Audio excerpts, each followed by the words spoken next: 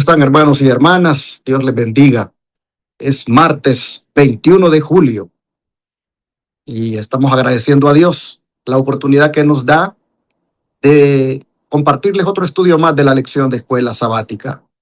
Donde quiera se encuentren, en Sudamérica, en Norteamérica, Centroamérica, Islas del Caribe, Europa u otro continente donde haya alguien que hable español y por ahí le está llegando este mensaje.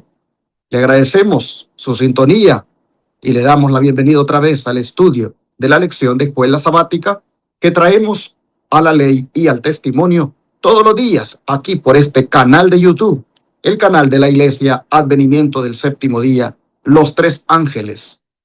Y queremos decirle a los televidentes del canal 57.10 en Houston que recuerden que muy pronto saldremos del aire de ese canal y que vayan buscando el canal 21.4, porque es en ese que vamos a estar transmitiendo ya después de el 30 de julio. Bueno, ya estamos transmitiendo en él, así que si usted quiere cambiarse, vaya buscando allí con el control remoto el canal 21.4 y si no lo encuentra, escanéelo con su allí control remoto a la redundancia y luego trate de encontrarlo. Si lo encuentra y todavía se ve como un poco, digamos así, con distorsión, muévale la antena o si es posible, cómprese una antena un poco más fuerte. Esto que estoy diciendo para Houston lo digo también para Dallas en el canal 52.7. De la misma manera, a partir del 30 de julio saldremos del aire porque ya estamos transmitiendo en el canal 28.6. Así que váyase pasando al canal 28.6, por favor, y de esa manera no se pierda la bendición de seguir estas transmisiones. Quiero agradecerle también el que usted no deje de apoyar este ministerio, porque los 10 canales de televisión que están rentados, predicando 24/7 en miles de hogares, en 10 ciudades de aquí de los Estados Unidos y México, porque también estamos ahí en Piedras Negras. Quiero, hermanos, decirles que se requieren de muchos recursos para pagar esos 10 canales de televisión.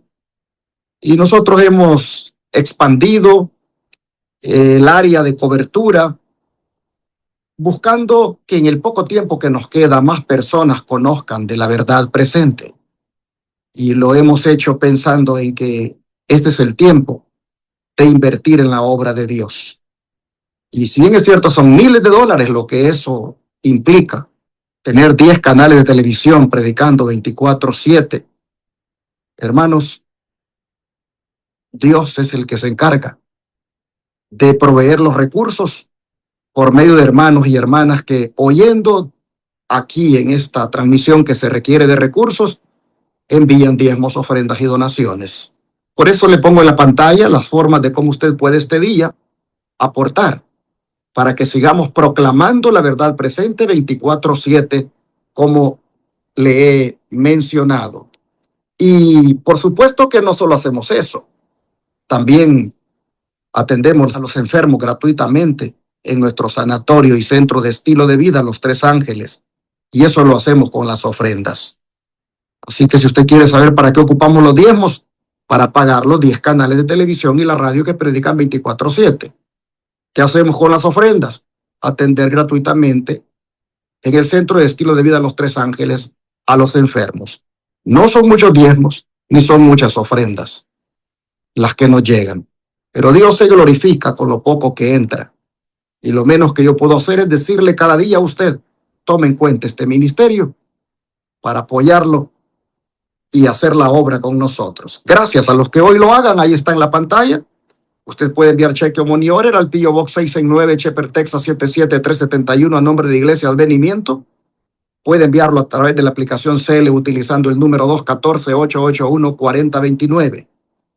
Puede llamar también a ese número y darlo con su tarjeta de débito o crédito en el instante. Y así desde cualquier parte del mundo lo pueden hacer por PayPal, por Western Union, mandando su dinero en efectivo y transfiriendo de banco a banco. Llámenos al WhatsApp más 1-214-881-4029 para darles más detalles. Y ahora quiero que la niña de 6 años, Génesis Angulo, de allá de Perú, nos comparte el versículo de memoria. Adelante, Génesis. Este es el versículo para memorizar del día martes 21 de julio que se encuentra en Génesis capítulo 25, versículo 25. Y dice, y crecieron los niños, y Esaú fue diestro en la casa, hombre del campo, pero Jacob era varón quieto, que habitaba en tiendas. Repito, Génesis capítulo 25, versículo 27. Y dice, y crecieron los niños, y Esaú fue diestro en la casa, hombre del campo, pero Jacob era varón quieto, que habitaba en tiendas. Después de haber escuchado ese versículo, quiero ahora también invitarles para que no se pierdan la transmisión esta noche a las 6 de la tarde de la conferencia que está impartiendo el joven D'Angelo Berry. Esa conferencia sobre la música, sobre la adoración que él está compartiéndonos, hermanos y hermanas, está muy interesante. Ahí tienen ustedes en la pantalla el tema de este día. No se lo pierdan. A las 6 de la tarde, aquí por los canales de YouTube, televisión y radio. Les esperamos. Mi esposa María Elena está lista para compartir el estudio también este día conmigo, así que adelante, María Elena, bienvenida. Muchas gracias, pastor, por esta invitación. Querida familia Advenimiento y amigos que nos acompañan en este día, sean todos muy bienvenidos. Estoy muy contenta de que nuevamente estamos listos para estudiar la palabra de Dios, esperando que esa palabra nos transforme nuestro corazón, nos limpie nuestra mente y que podamos hacer la voluntad de Dios y recibir esa palabra con mucha felicidad y alegría en nuestro corazón. Bueno, hermanos, ahora les invito para que oremos y pidamos la bendición de Dios en este estudio. Amoroso Padre Celestial, en esta hermosa mañana estoy muy agradecida, Señor, por darnos ese gran privilegio de un día más poder ver el sol, un día más poder disfrutar de toda esta naturaleza que tú has hecho para nosotros, Señor. Muchas gracias por ser tan bueno, Padre Santísimo. En esta hora, Señor, quiero poner a cada uno de nuestros oyentes, televidentes, a donde quiera que ellos se encuentren, Señor, ponerlos en sus santas manos, que nos bendiga a todos, que nos llene de sabiduría y entendimiento para que podamos entender cuál es el plan que usted tiene para que nosotros podamos ser salvos. Abre nuestras mentes y nuestros corazones, que tu Espíritu Santo haga una obra grande en nuestra mente, Señor, que sintamos ese deseo de ser transformados y cambiados y que hagamos tu voluntad, Señor, que podamos escuchar tu voz, Padre Santísimo. Bendícenos a cada uno, quédese en este estudio con nosotros, en el nombre de Jesús. Amén. Muy bien, hemos llegado al día martes 21 de julio y el tema que vamos a estudiar esta mañana lleva por título Específico y Sincero. Pastor, ¿qué pecados deben confesarse públicamente y cuáles deben confesarse solo a Dios? Esa pregunta es pertinente que se haga en este estudio porque durante muchos años el cristiano se ha preguntado si debe contarle todas sus cosas a las personas y aún sus pecados que ha cometido. Y la respuesta bíblica es no. La misma palabra de Dios establece principios que protegen tanto la santidad de la confesión como la dignidad de las personas. Mire lo que dice Salmos 32, versículo 5. Mi pecado te declaré y no encubrí mi iniquidad. Dije, confesaré mis transgresiones a Jehová y tú perdonaste la maldad de mi pecado. Hermanos y hermanas, noten que David dirige primero su confesión a Dios. ¿Por qué? Porque como hemos dicho en el estudio, creo, anterior, ayer, todo pecado es una ofensa contra el Señor. Y ningún ser humano puede otorgarnos el perdón que solo Dios puede conceder. El único mediador es Cristo. Y por eso toda confesión comienza delante de Él. Sin embargo, Cristo le agrega otro principio. Y es el que está en Mateo 5, 23 y 24. Dice, por tanto, si traes tu ofrenda al altar y ahí te acuerdas de que tu hermano tiene algo contra ti, deja allí tu ofrenda delante del altar y anda, reconcíliate primero con tu hermano y entonces ven y presenta tu ofrenda. Wow. Estos dos versículos de Mateo 5 nos dicen que cuando traigamos una ofrenda al templo, recordemos si hay algún hermano con el cual tenemos alguna situación que no hemos arreglado. Y si ese es el caso, que dejemos la ofrenda, que no la entreguemos hasta que nos reconciliemos con ese hermano. Porque con esa ofrenda estamos adorando. Y tú no puedes adorar de una manera hipócrita. Los sábados y otro día de culto, pero yo mencioné los sábados porque es a la audiencia a la cual yo en su mayoría me dirijo. Podemos estar, hermanos, adorando hipócritamente al Señor, siendo fieles en traer los diezmos y las ofrendas, pero teniendo en el corazón algo contra una hermana, contra un hermano. Vivimos criticándole constantemente, juzgándole constantemente. ¿Dónde queda esa adoración, hermano, hermana? El Señor, miren, es bien radical aquí. Él está diciendo, no entregues esos diezmos y ofrendas cuando sabes que tienes ese problema. Reconcíliate, porque ¿de qué te sirve esa adoración de dar diezmos y ofrendas si estás con ese problema en tu corazón con alguien? Hermanos y hermanas, el Señor nos está diciendo que la verdadera espiritualidad nunca separa nuestra relación con Dios de nuestra relación con nuestro prójimo. No podemos decir que amamos a Dios mientras ignoramos el daño que hemos causado a otra persona.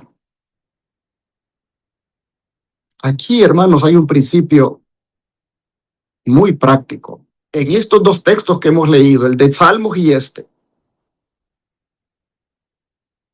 Número uno, que los pecados privados, aquellos que solo involucran mi relación con Dios, deben confesarse directamente a Dios. Pero los pecados que han perjudicado a otra persona también requieren que tengamos la humildad de acercarnos a ella para reconocer nuestra falta y procurar la reconciliación. Si el pecado fue público y afectó a toda una congregación o a muchas personas, la confesión debe tener un carácter público porque el daño fue público. Pero si lo que he hecho, solo Dios y nosotros lo sabemos, arreglémonos con Dios. ¿Por qué tienes que ir a confesarle a otro hombre lo que has hecho? Arréglate con Dios. Notemos, hermanos, que este día Dios nos está diciendo que la reconciliación es con Él y con el prójimo cuando el prójimo sabe que yo tengo algo contra él. Hermanos, tenemos que en esto de la confesión ser equilibrados, y aquí es donde tristemente, pues miren cuánta gente hay engañada, buscando a los sacerdotes, buscando a los pastores para ir a contarles sus secretos,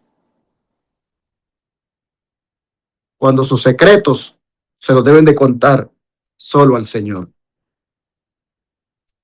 Dios nunca nos pide hacer confesiones para satisfacer la curiosidad de otros, ni para exponer innecesariamente nuestra vida.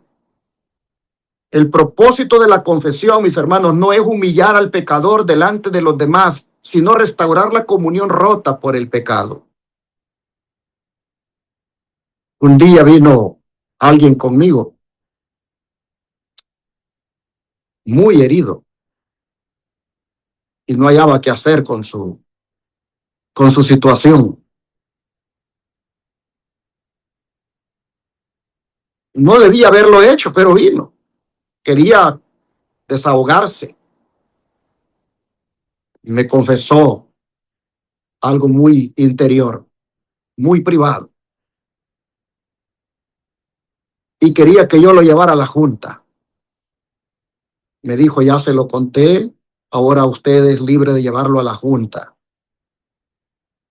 Y yo le dije, ¿por qué tengo que llevar a la junta algo tan privado? ¿Por qué tiene la junta que enterarse de esto tan privado que has cometido? Arrodillémonos y démoselo al Señor. Y ahí quede, con el Señor. Yo no voy a ir a exponer tu vida delante de los demás. Aparte que esto no solo te va a humillar, sino que va a causar todavía más revuelo o más escándalo. Nunca la confesión se debe hacer de esta manera como me la estás pidiendo. Debiste arreglarte con tu Dios, pero si sentiste esa necesidad de compartir conmigo, aquí queda, aquí oremos, aquí se lo entregamos al Señor. Y gracias a Dios, esa persona se restauró, logró la victoria. Le dije muchas cosas, no lo dejé, seguí tratándolo, hasta que finalmente logró la victoria y él con Dios se arreglaron. Y yo me quedé con eso. Hermanos, la confesión no es para humillar al pecador, no, no, no. Pero como vemos también, dice Jesús, si has hecho algo público, confiesa lo público, arregla lo público. Jesucristo mismo, hermano, nos dio ese ejemplo. Él vino para reconciliar. Toda la obra del Señor es restaurar lo que el pecado destruyó. Por eso cuando una persona ha sido verdaderamente transformada por Cristo, ya no pregunta, ¿cómo puedo evitar reconocer mi falta? Sino que pregunta, ¿cómo puedo reparar el daño que causé y glorificar a Dios con mi actitud? Una confesión hecha con ese espíritu no destruye el testimonio cristiano. Al contrario, muestra la obra poderosa del Espíritu Santo en un corazón que ha aprendido a amar la verdad más que el orgullo. Así que, hermano, hermana, el mensaje del Señor es, si has hecho algo que solo tú y Dios lo saben, pídele perdón solo a Dios. Si has hecho algo que la otra persona lo sabe, ve y pídele perdón. No sigas adorando, ni siquiera trayendo diezmos ni ofrendas sin arreglarte con tu hermano. Por eso dice el Señor ahora en la lección que hay que ser específicos y sinceros. Ahora vamos a ver cómo el espíritu de profecía desarrolla este principio, cómo explica la verdadera confesión en la cita que mi esposa nos va a compartir. Adelante. Camino de Cristo en la página 38 nos dice, la verdadera confesión es siempre de un carácter específico y reconoce pecados particulares. Pueden ser de tal naturaleza que solo puedan presentarse delante de Dios. Pueden ser males que deban confesarse individualmente a los que hayan sufrido daño por ellos. Pueden ser de un carácter público y en ese caso debieran confesarse públicamente, pero toda confesión debe de hacerse definida y directa para reconocer en forma definida los pecados de los que uno sea culpable. Pero también Obreros Evangélicos en la página 228 nos dice: el pecado de carácter privado debe confesarse a Cristo, el único mediador entre Dios y el hombre. Todo pecado es una ofensa contra Dios y ha de ser confesado a Él por Cristo. Todo pecado abierto debe confesarse abiertamente. Bueno, aquí vemos, hermanos, que hay una diferencia entre una confesión que tranquiliza la conciencia y una confesión que transforma la vida. Muchas veces decimos: Señor, perdona todos mis pecados. Y aunque esa oración puede ser sincera, aquí se nos está diciendo que esas confesiones deben de ser concretas. No debemos de decirle al Señor en una forma general: perdona mis pecados. Sino, hermanos, tenemos que ir confesando nuestros pecados uno por uno. Todo lo que nosotros creamos que ha ofendido al Señor, nosotros debemos de decírselo a Él uno por uno. No porque el Señor no sepa ya en qué hemos fallado, hermanos, porque Él desde antes dice su palabra que desde antes que nuestros pensamientos y nuestra boca hable, Él ya sabe lo que vamos a hacer o lo que vamos a decir. Sí, lo que pasa es que Dios desea que reconozcamos que esos pecados concretos, porque solo así vamos a comprender la gravedad de los pecados. Y también vamos a comprender la grandeza de la gracia del Señor al perdonarnos. También hemos visto aquí que tenemos tres tipos de confesiones. Tenemos la confesión individual, que es cuando hemos ofendido a una persona. Tenemos la confesión pública, que ya muchas personas lo saben y los problemas se hicieron públicos, pero también tenemos la confesión privada, que es solo con nuestro Señor Jesús. Hermanos, a mí me llama la atención aquí en la confesión privada, y hay algo bien importante donde dice que Cristo es el único mediador entre Dios y los hombres. Queridos hermanos, esta es una realidad muy profunda y una enseñanza que nosotros debemos de aprender, porque nuestro Señor Jesús es el único mediador. Ningún otro ser humano puede ocupar el lugar que le pertenece a nuestro Salvador. Cuando doblamos nuestras rodillas para confesar nuestros pecados, estamos acudiendo al único que no solo escucha nuestras oraciones, que no solo está escuchando nuestra confesión, sino que también tiene autoridad para perdonar y poder transformar nuestra vida. Y eso es lo más hermoso. Hermanos, por eso es que la confesión específica no busca humillarnos delante de nuestro Señor, por supuesto que no. Busca llevarnos a una experiencia más profunda con Él. Y cuanto más claramente reconozcamos nuestros pecados, más claramente contemplamos la inmensidad de la gracia porque Él nos perdona. Hermanos, que el Señor nos conceda la honestidad de dejar a un lado toda evasiva y toda excusa para que nuestras confesiones sean tan sinceras como la de David, tan humildes como la del publicano y tan confiadas como las de todo pecador que sabe que en Cristo siempre encontrará perdón y restauración. Pero, ¿cuál es el propósito de la verdadera confesión, pastor? Vamos a leer 1 Samuel, capítulo 2, versículo 19. Dice la escritura de la siguiente manera. Capítulo 12 de 1 Samuel, versículo 19. Entonces dijo todo el pueblo a Samuel: ruega por tus siervos a Jehová tu Dios, para que no muramos, porque a todos nuestros pecados hemos añadido este mal de pedir rey para nosotros. Hay una diferencia, hermanos, entre confesar para aliviar la conciencia y confesar para volver a Dios. Muchas personas buscan la confesión solamente para sentirse mejor. Pero la Biblia está enseñando aquí que el propósito de la confesión es mucho más profundo. Es restaurar nuestra comunión con el Señor. Miren, el contexto del versículo que hemos leído es muy significativo, porque fue cuando Israel había rechazado el gobierno de Dios y había pedido un rey como los demás en el mundo. Las demás naciones tenían reyes y ellos querían un rey también. Y cuando Samuel les mostró la gravedad de su decisión, el pueblo no respondió diciendo, bueno, pues nos equivocamos, todos cometemos errores. No, no, no. Tampoco el pueblo intentó justificar su conducta.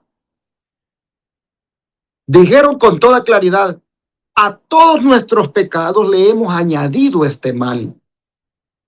Fíjense ustedes, ellos identificaron exactamente cuál era su pecado. Ellos no hablaron en términos generales. Reconocieron que el problema no era simplemente haber pedido un rey. El verdadero problema era haber dejado de confiar en Dios. Y esto es una gran lección para nosotros, porque a veces también nosotros confesamos las consecuencias visibles del pecado, pero no la raíz que lo produjo. Por ejemplo, alguien puede confesar que habló con ira,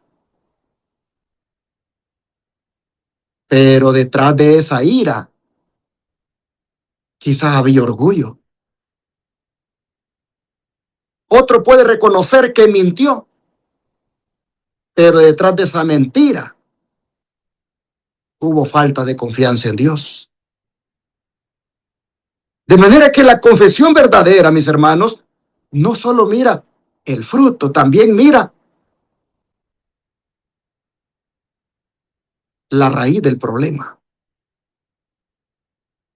El pueblo de Israel comprendió algo más. Después de confesar, le dijeron a Samuel, ruega por tus siervos a Jehová tu Dios para que no muramos. Y allí, con eso que dijeron, dejaron de confiar en ellos y comenzaron a depender nuevamente de la misericordia divina. Y eso mismo, hermanos, ocurre con nosotros. La verdadera confesión nunca termina diciendo, ahora yo resolveré mi problema, sino que termina diciendo, Señor, sin ti no puedo seguir adelante. Y allí aparece otra vez Jesucristo. Porque Él, hermanos, no vino únicamente para perdonar nuestro pasado, sino que vino para restaurar nuestro corazón que perdió la confianza en Dios. Ese sacrificio de Cristo en la cruz, hermanos, no solo borra la culpa, sino que también reconstruye esa relación con nuestro Dios, con nuestro Padre. Por eso que el propósito final de la confesión no es simplemente obtener el perdón de un pecado específico, sino que es volver a vivir bajo el gobierno de Dios. Es decirle prácticamente esto al Señor: ya no quiero dirigir mi vida según mi propia voluntad, sino que quiero que tú seas nuevamente el rey de mi corazón. Esa fue, mis hermanos, la gran lección de Israel y sigue siendo la gran lección para nosotros hoy. Ahora vamos a mirar cómo el espíritu de profecía explica que la confesión verdadera siempre identifica el pecado con precisión. María Elena, por favor, adelante. El libro Camino a Cristo, páginas 38 y 39, nos dice: en los días de Samuel, los israelitas se alejaron de Dios. Estaban sufriendo las consecuencias del pecado.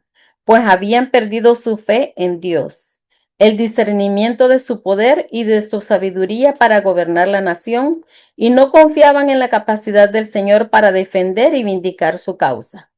Se apartaron del gran gobernante del universo y desearon ser gobernados como las naciones que lo rodeaban.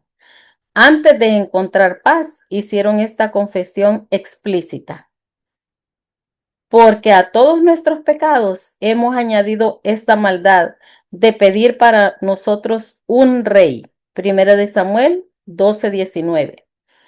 Tenían que confesar el preciso pecado del cual se habían hecho culpables. Bueno, hermano, uno de los mayores anhelos del ser humano es tener paz. ¿Cuánta paz necesitamos ahora, verdad, hermanos, en este tiempo?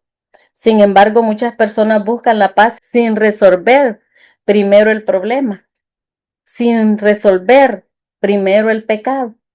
Quieren tranquilidad, pero no transformación. Desean alivio, pero no hay ningún arrepentimiento. Por eso es que esta cita nos detalla que Israel encontró paz solamente después de hacer una confesión explícita. Así nos dice la cita. Antes de encontrar paz, hicieron esta confesión explícita. Hermanos, la paz de Dios no nace de ignorar la culpa. Nace cuando la culpa es llevada a los pies de Cristo. Y mientras el pecado permanece oculto, la conciencia sigue inquieta. No hay paz. Pero cuando el corazón se abre completamente delante de nuestro Señor, comienza una experiencia de descanso que el mundo no puede ofrecer. Observen ustedes que la cita dice que tenían que confesar el preciso pecado del cual eran culpables. Dios ya conocía ese pecado. Entonces, ¿por qué era necesario nombrarlo? Bueno, hermanos, porque la confesión no cambia el conocimiento de Dios, cambia el corazón del pecador. Cuando llamamos al pecado por su nombre, dejamos de minimizarlo y comenzamos a verlo como Dios lo ve, como algo aborrecible.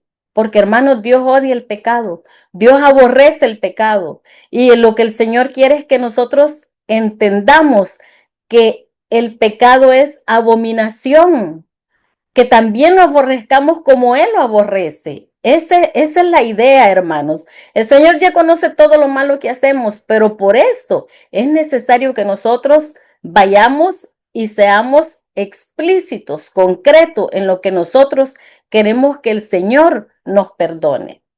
También hay otra lección muy práctica aquí, hermanos, y es que muchas veces queremos que Dios elimine las consecuencias del pecado, y eso no va a pasar, porque el pecado trae consecuencias y esas las tenemos que sufrir, hermanos.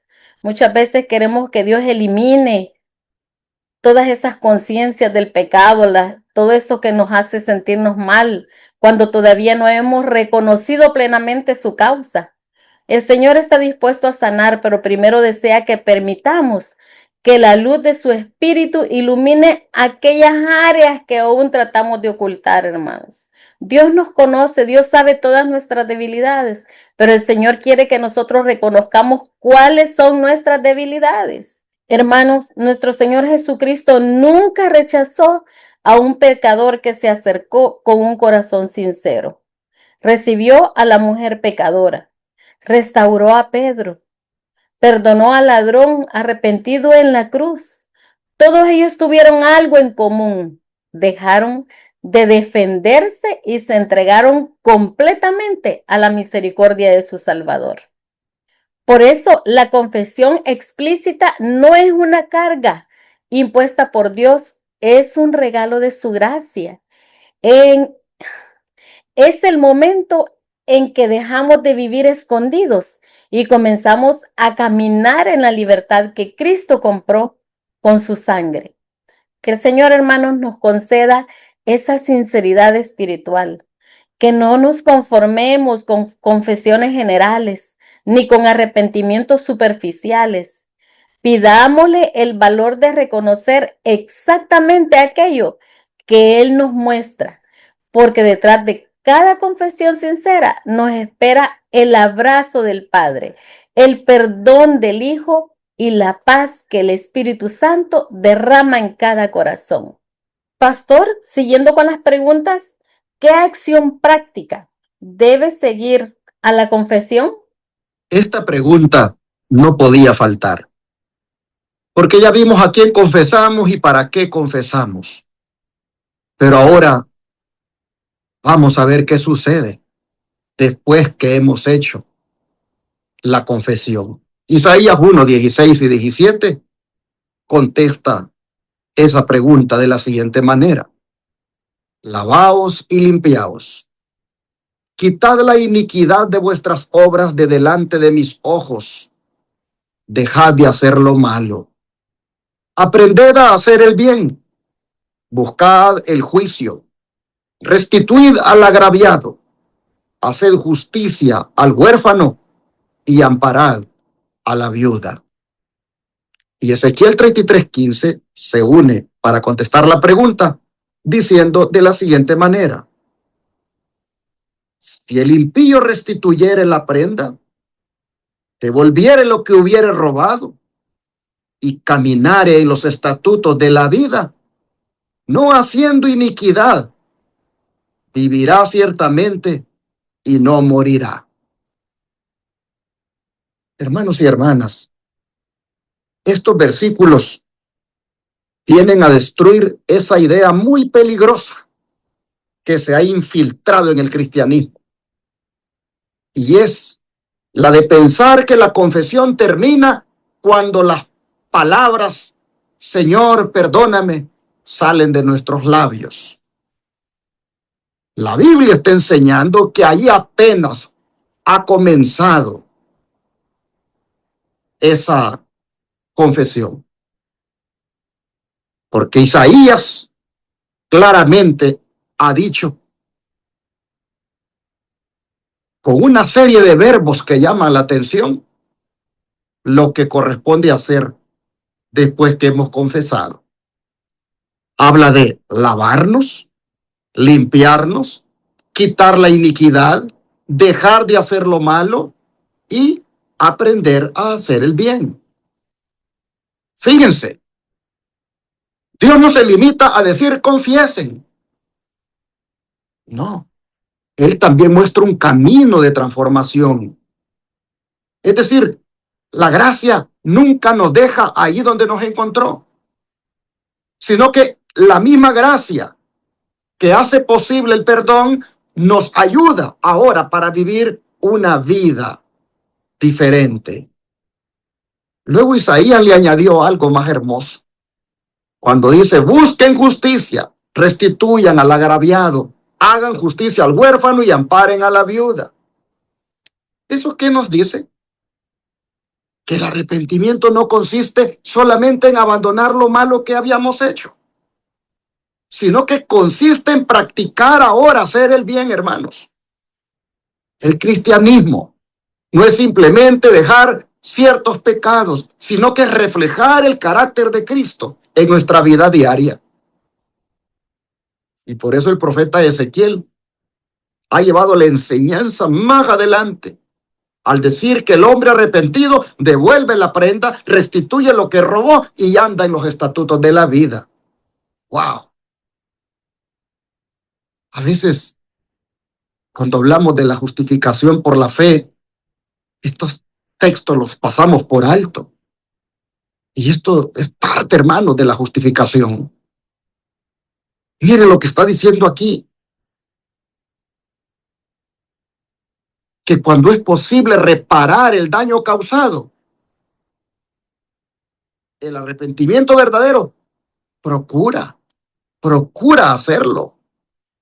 No porque la restitución compre el perdón, no, sino porque un corazón que ya fue perdonado ahora desea hacer todo lo posible por corregir el mal que produjo. Pensemos nuevamente en Zaqueo. A Zaqueo nadie lo obligó a devolver lo que había tomado injustamente. Fue el amor de Cristo el que produjo ese cambio. la gracia que había recibido despertó en él el deseo de actuar con justicia. Y así ocurre, hermanos, con nosotros cuando la confesión es sincera, cuando el arrepentimiento es sincero. Hermanos, ahora los frutos se van a ver, porque la gracia que te ha perdonado ahora te ayuda para que tus decisiones, tus palabras, tu trato con tu familia, con tus hermanos en la iglesia, con los compañeros de trabajo, con las personas que te rodean, sea diferente. Y todo eso ha sido obrado por Jesucristo, hermanos. Él no murió solamente para borrar nuestros pecados. Murió, hermanos, para restaurar la imagen de Dios en nosotros. Entendamos bien que la salvación no consiste solamente en ser perdonados, sino también en ser transformados, hermanos, para vivir como hijos de Dios. Por eso, el mejor testimonio de una confesión sincera no son las lágrimas que podamos derramar durante una oración, sino que el mejor testimonio de una confesión sincera es la vida nueva que comienza después de que nos hemos levantado de esas rodillas.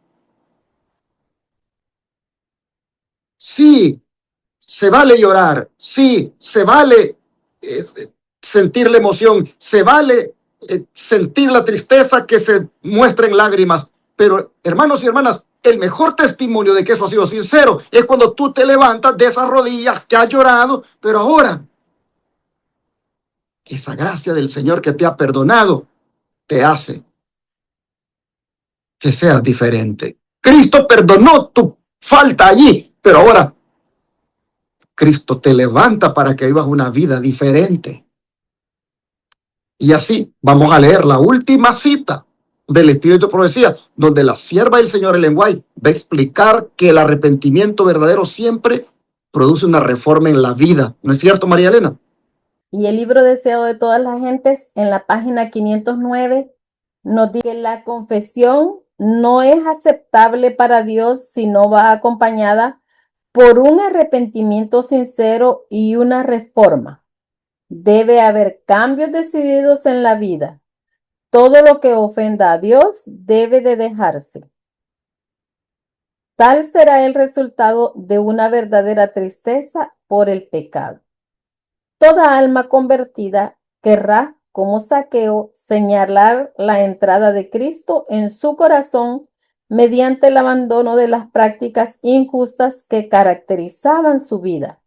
A semejanza del príncipe de los publicanos, dará prueba de su sinceridad haciendo restitución.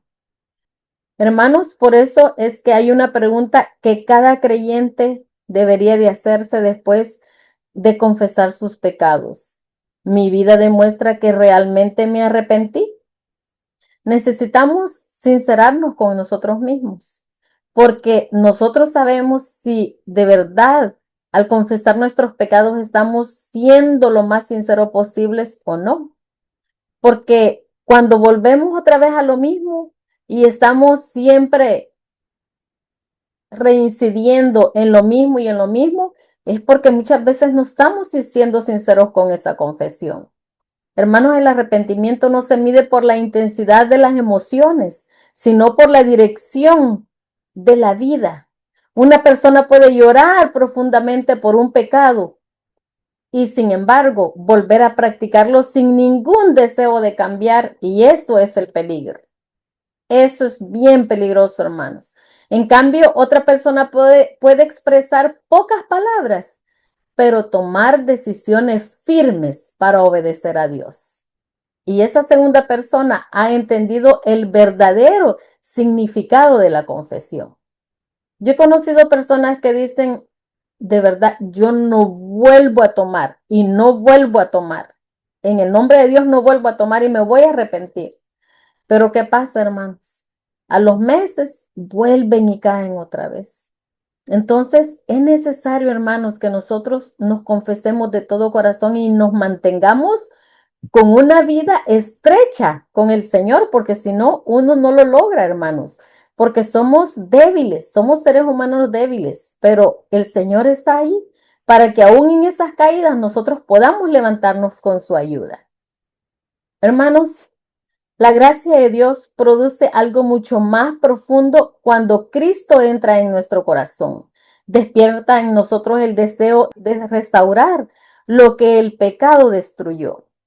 No siempre podremos corregir todas las consecuencias del pasado, pero algunas ya no dependen de nosotros.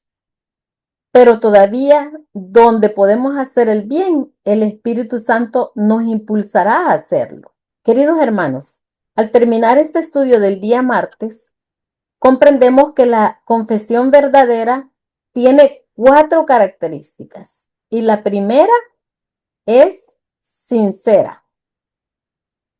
La segunda es específica. La tercera asume la responsabilidad. Y la cuarta produce un cambio visible en la vida del ser humano. Y esa es la confesión que glorifica a Dios, la que fortalece nuestro testimonio y permite que el mundo vea el poder transformador del Evangelio. Que el Señor nos conceda esta experiencia, que nuestras palabras de arrepentimiento no sean solamente una expresión de labios, sino el reflejo de un corazón renovado por la gracia de Cristo. Entonces podremos decir, como el apóstol Pablo, ya no vivo yo, mas vive Cristo en mí. Que esa, hermanos, sea la evidencia más hermosa de que la confesión ha cumplido el propósito que Dios siempre tuvo para ella. Que el Señor le bendiga. Pastor. Bien, hermanos, entonces creo que es un buen momento para que oremos y confesemos al Señor de la manera como Él nos ha enseñado ahora. Y si el Espíritu Santo nos ha hablado y nos está haciendo saber que debemos corregir algo en nuestra vida, no nos tardemos más. Inmediatamente, hermanos, hay que hablar con Dios y arreglarnos, porque hoy puede ser el comienzo de una experiencia más profunda con Cristo. Necesitamos la victoria sobre nosotros mismos, sobre nuestros defectos de carácter. Hablemos con Dios, confesémosle a Él cualquier cosa que haya en nosotros que no hemos hablado con Él y arreglémonos con los hermanos o las personas que conozcamos para que así podamos ser cristianos verdaderamente sinceros. Oremos al Señor en esta hora. Te damos gracias, Padre, por hacernos ver lo que representa o lo que envuelve la verdadera confesión, cómo también conlleva el ser específicos, sinceros y responsables. Ahora, Señor, queremos suplicarte que nos ayudes, transformando nuestro corazón de tal forma que sea humilde para confesarte a ti de una manera específica las cosas que hemos hecho y ser específicos con las personas también, confesándoles lo que les hemos hecho y pedirles perdón. Señor, te rogamos que específicos y sinceros seamos para contigo y para con los hombres. Y esto te rogamos que comience ahora mismo, porque sin duda tú por eso nos estás haciendo ver cómo es que funciona, para que verdaderamente nosotros experimentemos la victoria sobre nuestros defectos de carácter y la bendición de recibir el perdón y la transformación. En tus manos nos ponemos y te rogamos que nuestra experiencia contigo sea diferente ahora al confesar nuestros pecados y apartarnos, y al ser específicos y no generalizar. Gracias, Señor, por enseñarnos tanto.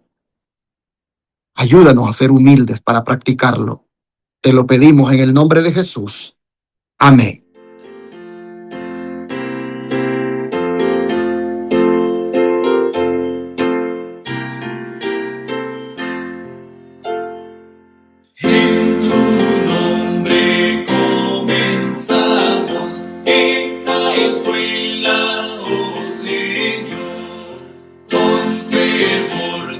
suplicamos, Señor.